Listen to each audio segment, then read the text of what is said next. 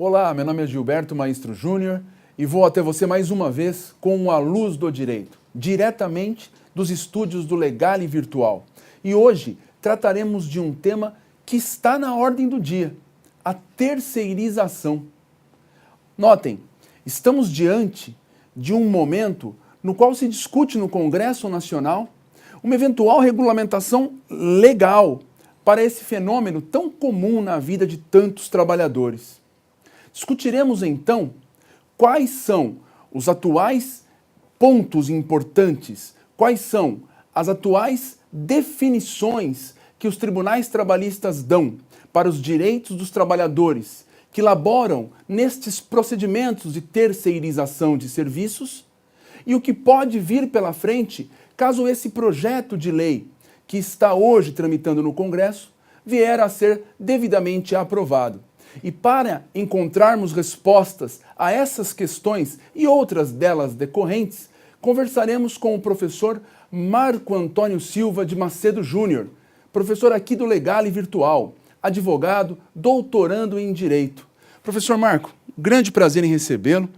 Agradeço imensamente por ter disponibilizado um pouco do seu tempo para conversar conosco, com os colegas que nos acompanham pela internet. E já começo perguntando a opinião do doutor sobre esse fenômeno chamado terceirização, tão defendido por alguns como algo essencial para a dinâmica da economia capitalista e tão criticado por outros que entendem, que enxergam nele uma forma clara de precarização dos direitos dos trabalhadores. Bom, em primeiro lugar, eu que quero agradecer aqui o convite, né? Meu amigo, colega, professor Gilberto Carlos Maestro Júnior, um ícone, né, do direito lá no ABC Paulista, professor da faculdade, aqui no Legale com a gente. E agradecer ao Legale, né, porque estamos valorizando a cultura jurídica no Brasil. Acho que essas entrevistas mostram muito, né, assuntos importantes, polêmicos, que estamos comentando e divulgando as informações para os nossos alunos. Com relação à minha opinião sobre a terceirização, né, a terceirização a gente tem que levar em conta que foi um fenômeno que surgiu nas relações de trabalho e um fenômeno não previsto em lei, e um fenômeno mundial, né, uma situação globalizada. E aí aqui no Brasil, como é que surgiu essa discussão processual sobre a terceirização? Como ela não estava prevista em lei, nós começamos a ter uma alteração do processo do trabalho. Porque se pegarmos a legislação trabalhista, a CLT, né, nós temos na relação de emprego uma relação envolvendo duas pessoas, o empregado e o empregador. Então, se você não recebe seus direitos trabalhistas, você tem que processar quem para receber seus direitos? O seu empregador. E a terceirização começou a mudar esse caminho do processo. Né? Porque com a terceirização, aquele empregado que trabalhou na empresa tomadora dos serviços, por isso que a terceirização é chamada de uma triangulação, né? É uma relação triangular, que nós temos um contrato entre duas empresas e um trabalhador, né, simultaneamente atuando para as duas empresas. Uma empresa fornecedora de mão de obra e aquela beneficiária, a tomadora. Então foi isso que começou a modificar o caminho do processo. Porque o empregado, quando ele era demitido e não recebia seus direitos trabalhistas, ele começou a processar o empregador e mais essa nova empresa, né, a tomadora de serviços. E a polêmica começou por causa disso. Né? Essas empresas tomadoras começaram a utilizar na contestação, o quê? E depois nos recursos, a regra da ilegitimidade de parte. Né? Eu sou parte ilegítima para responder essa reclamação trabalhista. Então, toda a contestação, nós tínhamos o quê? Uma preliminar de carência de ação por ilegitimidade de parte. E se pegarmos a parte legalista da CLT, a reclamada até tem razão, né?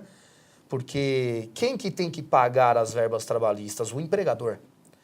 Né? Essa tomadora é uma terceira que teve um contrato empresarial diretamente com o empregador, que tecnicamente, pela legislação, ela estaria fora dos direitos trabalhistas do empregado.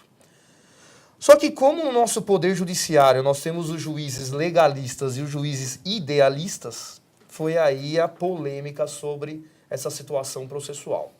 Então muitos juízes nas varas acolheram, né, a preliminar de legitimidade de parte e excluiu. Né, esses juízes excluíram essas reclamadas do polo passivo. Outros juízes já não.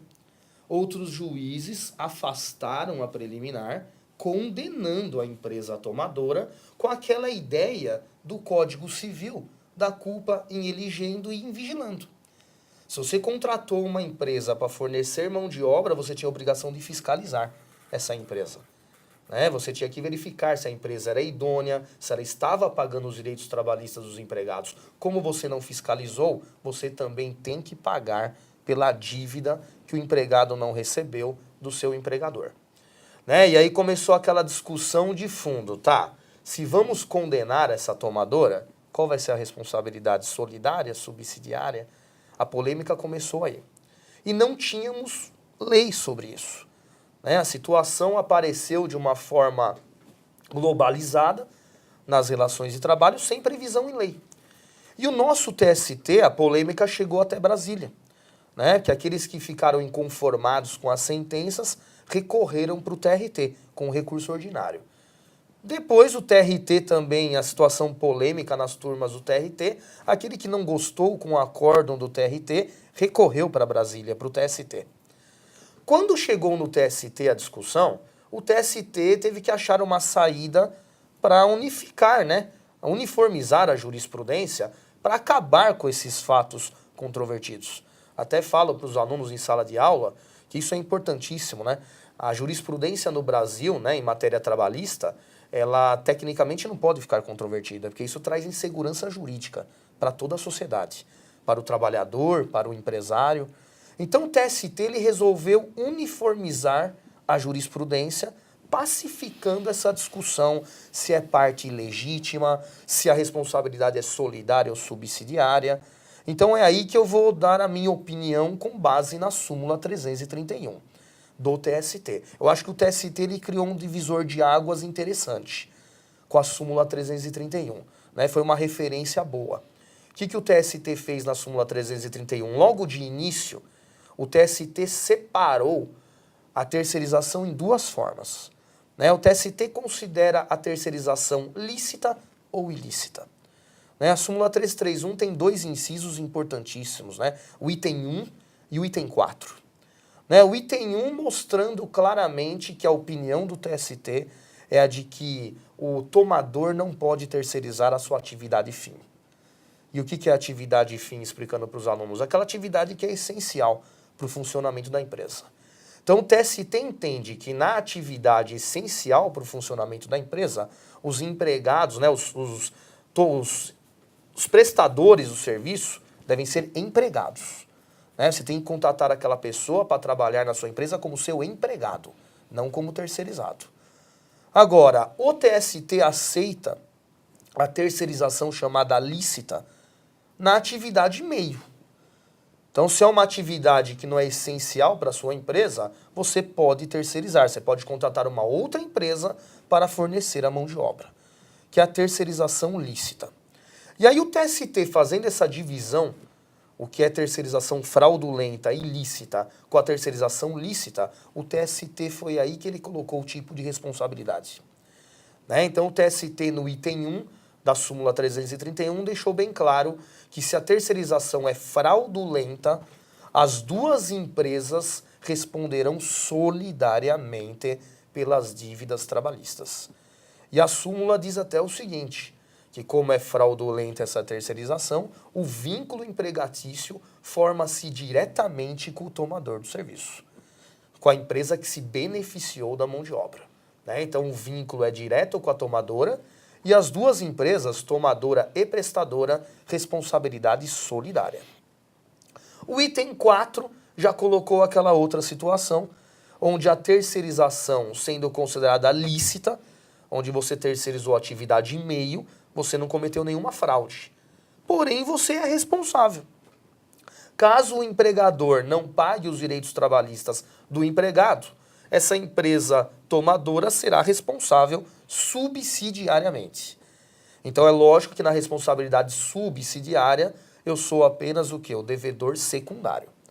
Primeiro o juiz vai ter que executar o devedor principal, que é a empresa prestadora do serviço, a empregadora. Se o juiz esgotar todas as tentativas e não recebeu da empresa prestadora do serviço, aí sim a tomadora terá que pagar aquelas verbas descumpridas pelo prestador. Então o TST, ele começou com essa ideia, né? E depois nós tivemos duas alterações interessantes na mesma súmula 331. Né? Até gosto de, quando eu falo de terceirização, comentar os itens, porque é isso que decide os processos. Né? A gente tem até que falar para os alunos, né, para os operadores do direito. Aliás, nós aqui, nós não somos operadores do direito, nós somos operários do direito. Eu Com conheço certeza. esse rapaz aqui, tá? Gilberto Maistro é um operário do direito. Com certeza. Esse trabalha de verdade em prol da advocacia e do ensino jurídico. Aí já é exagero seu. Não, Mas não. continuando. Aí, então, o que eu sempre falo, né, para os alunos, a questão da jurisprudência pacífica no Brasil, ela muda até a situação legislativa nossa e os princípios. Porque se pegarmos, tecnicamente, a nossa legislação, a CLT, uma súmula, uma jurisprudência seria uma fonte o quê? Subsidiária do direito do trabalho.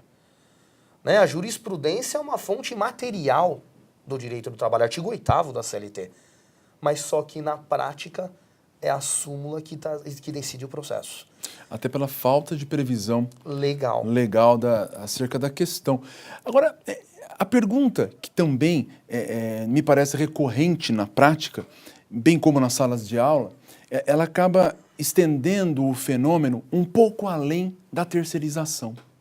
Essa disciplina toda que a jurisprudência, no caso, oferta para as terceirizações, elas poderiam ser estendidas para aquelas hipóteses nas quais, além de um contrato inicial entre empresa empregadora e empresa tomadora, um segundo contrato, ou seja, quando existe a tal da quarteirização, será que hoje, à luz da jurisprudência, nós podemos afirmar que para a quarteirização nós continuamos tendo uma cadeia de responsáveis?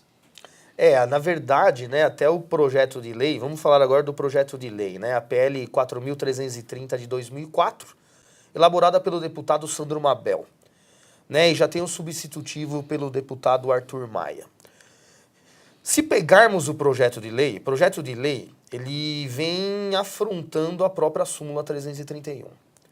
Porque a súmula 331 do TST, como eu disse, ela divide, né, a terceirização em fraudulenta e a terceirização lícita, ilícita e ilícita. Atividade fim e atividade meio. O projeto de lei, ele só fala de uma forma de terceirização, tecnicamente. Uma forma de responsabilidade. Apenas a responsabilidade subsidiária. Então, poderíamos terceirizar a atividade fim, a atividade meio, que a lei autoriza. Né? O projeto de lei diz isso. Está autorizada a terceirização, tanto na atividade meio quanto na atividade fim, e o tomador dos serviços responde subsidiariamente pelos direitos trabalhistas. Só que aí o próprio projeto de lei tem um outro artigo dizendo da quarteirização.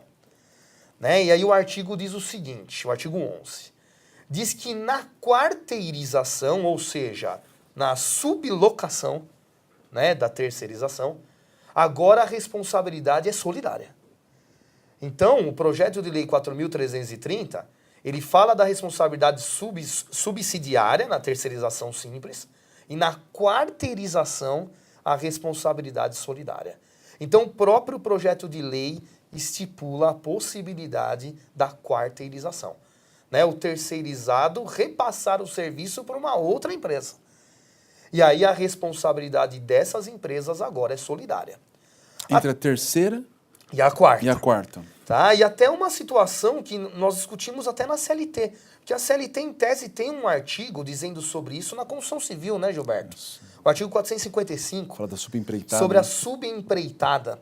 Então, na verdade, o Sandro Mabel, ele colocou a regra em tese da subempreitada dentro da PL 4.330, colocando essa regra também na terceirização.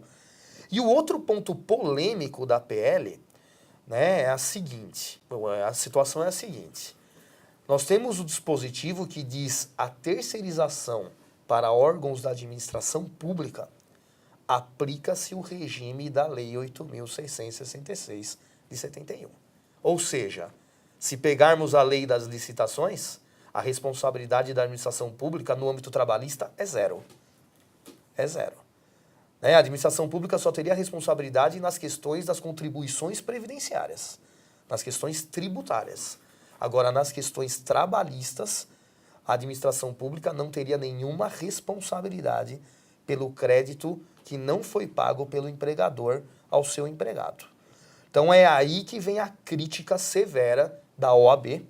A OAB fez uma crítica, inclusive no mês passado, dia 18 de outubro, nós tivemos uma reunião lá em Brasília. A OAB teve um debate sobre esse tema. E a OAB fez a crítica severa com relação a essa precarização que o projeto de lei acabaria trazendo se for aprovado. Precarização em duas formas, A situação de você não falar mais de atividade fim e atividade meio, ou seja, você terceiriza tudo, e isso vai acabar como consequência prejuízo ao empregado. E a segunda situação, a regra da administração pública, que foi uma alteração que já estava comentando, que eu vou falar dos itens da súmula 331, a última alteração que o TST fez na súmula 331. Em 2011, em maio de 2011, o TST modificou a regra, o entendimento na súmula 331 sobre a responsabilidade subsidiária da administração pública na terceirização. Porque a administração pública, pela redação originária da súmula 331, a administração pública estava como sendo responsável subsidiária nos termos do item 4 da súmula 331. Ou seja, se a administração pública fez uma licitação, contratou uma empresa prestadora de serviços, essa empresa não pagou os direitos trabalhistas dos seus empregados. O item 4 era bem claro. A administração pública vai pagar subsidiariamente, pelo mero inadimplemento da empresa prestadora. Aí em 2011, por causa da ADIM, discutindo a inconstitucionalidade da responsabilidade da administração pública pelo mero inadimplemento da prestadora, o STF se manifestou sobre isso, então o TST modificou o entendimento da responsabilidade subsidiária da administração pública, criando o item 5 na súmula 331. E esse item 5 ele é importante para os processos. Muitos advogados, quem advoga para reclamante, não está sabendo produzir a prova correta em audiência para poder condenar a administração pública subsidiariamente. Porque o item 5 na súmula 331, que foi criado em 2011, ele diz agora que a administração pública não responde subsidiariamente pelo mero inadimplemento da empresa prestadora. A regra agora é a seguinte: a administração pública só vai responder se ficar comprovado nos autos que ela realmente teve a culpa em ligendo e em vigilando. Não apenas o mero inadimplemento. Então, o reclamante tem que fazer a prova nos autos de que a administração pública não fiscalizou o contrato de licitação através dessa empresa prestadora. E os advogados estão ainda usando aquela regra da mera inadimplência, vai condenar a administração pública. A regra não é mais essa.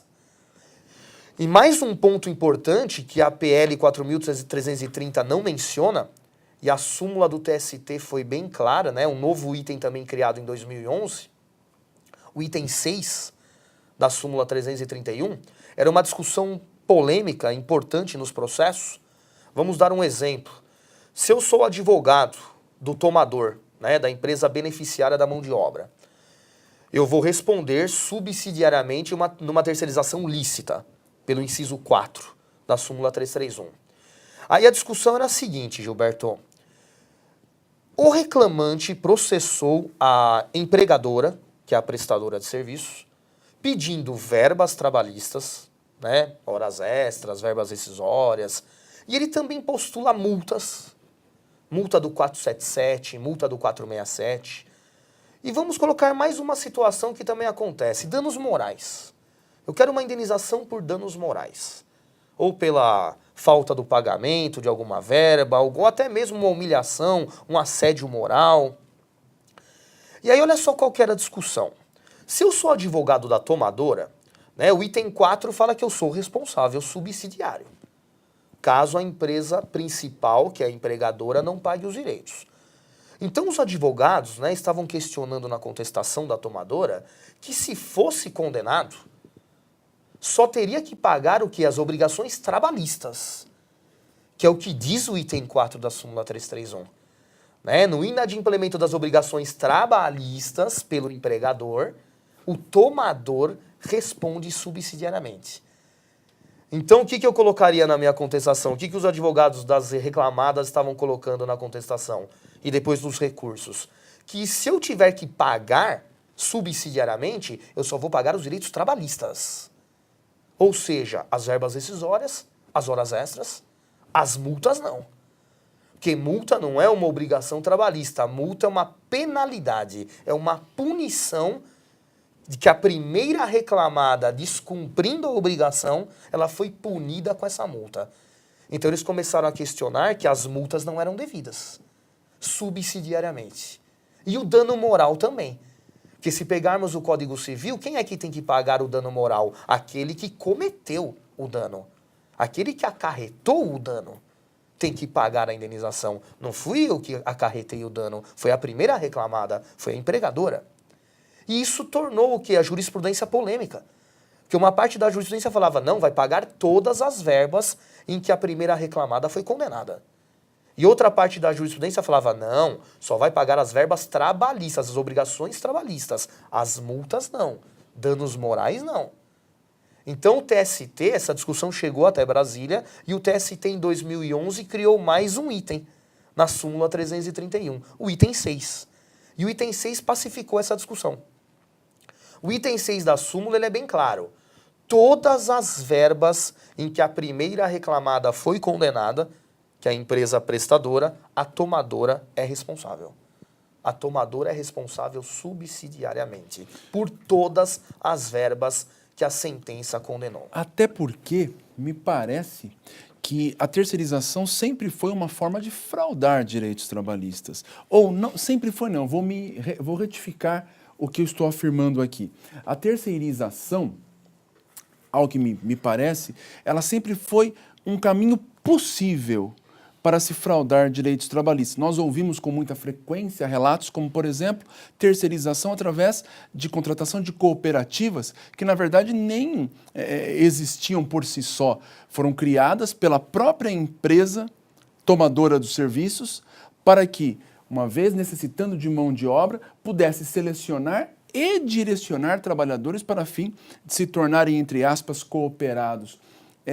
Lógicas como essa, que não são tão raras, não sei o que o professor Marco pensa sobre o assunto, eu quero até saber sua opinião sobre isso, tornam latente a necessidade do Poder Judiciário não permitir o afastamento de qualquer responsabilidade da tomadora. Isso mesmo. Até a situação das cooperativas de trabalho foi o que levou até o TST a criar o item 1 da súmula 331. Né? Porque aí é a fraude gritante, né, Gilberto? Né? Porque você, quando vai prestar serviços para uma tomadora através de uma cooperativa, você é obrigado a primeiro assinar um contrato de adesão como sendo um autônomo. Né? Então, eu sou um prestador de serviço autônomo, estou me associando à cooperativa para trabalhar para um beneficiário. Só que essa era a condição de trabalho. Né? Você ia procurar o seu emprego direto na empresa, a empresa falava assim, para trabalhar aqui na minha empresa você tem que se filiar à cooperativa. Sem nenhuma intenção real do trabalhador. Nenhuma, na verdade, para burlar direitos mesmo. Né? Não pagar fundo de garantia, não pagar os direitos trabalhistas, pagar pela mera prestação de serviço. E a jurisprudência pacífica do TST consolidou, né, na súmula 331, que essa cooperativa não é uma cooperativa lista. Até porque muitos juízes, né, resolviam esse processo com uma única pergunta. Perguntava o seguinte para o preposto da cooperativa: o presidente da cooperativa, ele também prestava serviços junto com os outros colaboradores lá no tomador? Não, ele só administrava a cooperativa. Ou seja, fraudou a lei. Né? Porque se pegarmos a lei das cooperativas, a lei civil, nós temos o binômio, né, do trabalho em conjunto, todos trabalham e todos recebem. Então, se nós temos uma pessoa administrando, e não era só o presidente não, era o presidente e os diretores. Eles administravam a cooperativa, né, e angariavam os associados para prestarem os serviços no tomador. Então o TST consolidou que não é uma cooperativa, na verdade é uma empresa intermediadora de mão de obra.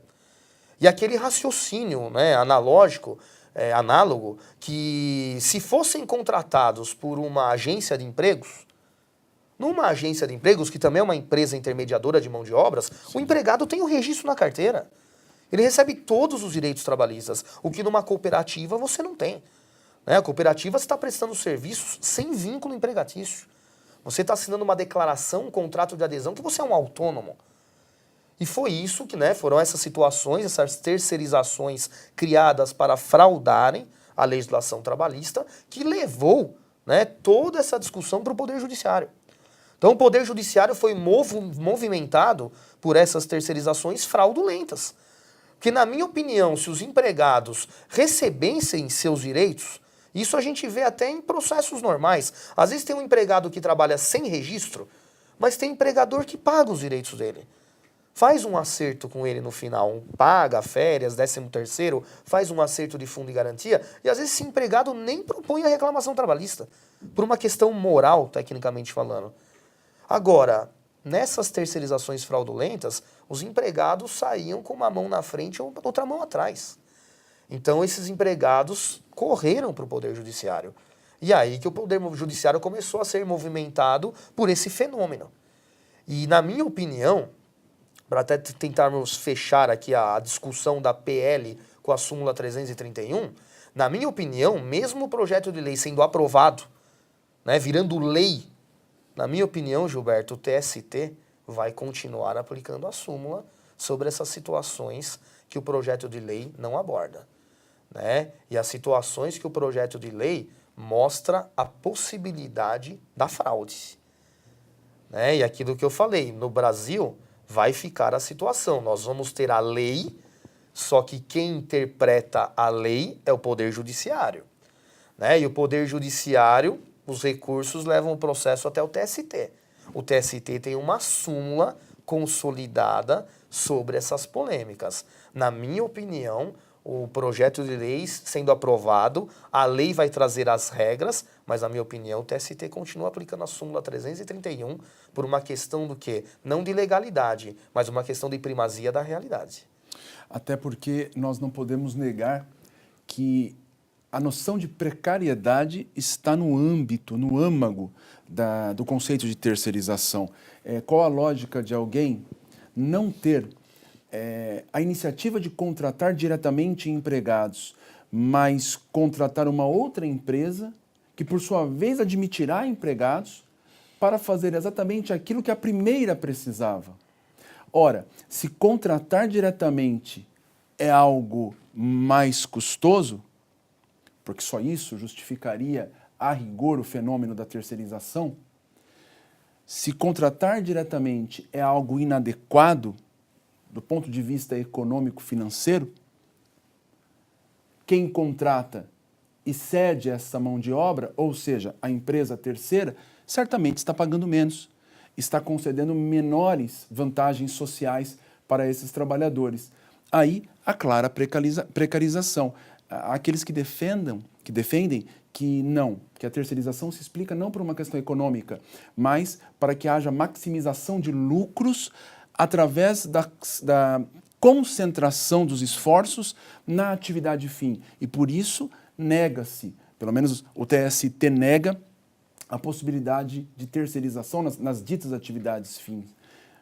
Mas no final das contas, todos nós sabemos que o que movimenta o capital é o custo. E a terceirização somente vai ser viável se ela representar menos custos. A precarização está no conceito.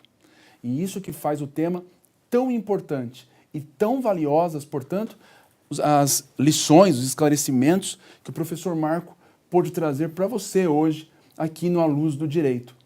Caro professor, nosso tempo acabou, uma pena. Ficaríamos aqui horas conversando com o senhor sim, um ícone do ensino jurídico, professor Marco, autor de diversas videoaulas, tanto levadas ao público pela editora Saraiva, como também pelo próprio Legale, um curso sobre entrevista do reclamante, que nós temos aqui que recomendar a todos. Está disponível em DVD aqui no Legale Cursos Jurídicos e certamente com este momento de entrevista, mais uma vez consolidou sua colaboração para o enriquecimento da cultura jurídica de todos aqueles interessados no bom e velho direito do trabalho. Então, muito obrigado, né? E deixo a palavra com o doutor para fim de se despedir dos nossos colegas. Eu que agradeço a oportunidade, né? Acho que tentamos aqui esclarecer assuntos polêmicos sobre essa terceirização. O convite já tinha sido feito pelo Gilberto, aqui pelo Legale, e com certeza eu falei, convite feito pelo Gilberto já está confirmado. Muito obrigado. E até assisti as entrevistas anteriores, ótimas entrevistas, assuntos importantíssimos. E com certeza, né, os alunos que eles fiquem acompanhando nossa programação, né, acessem nosso site www.legale.com.br.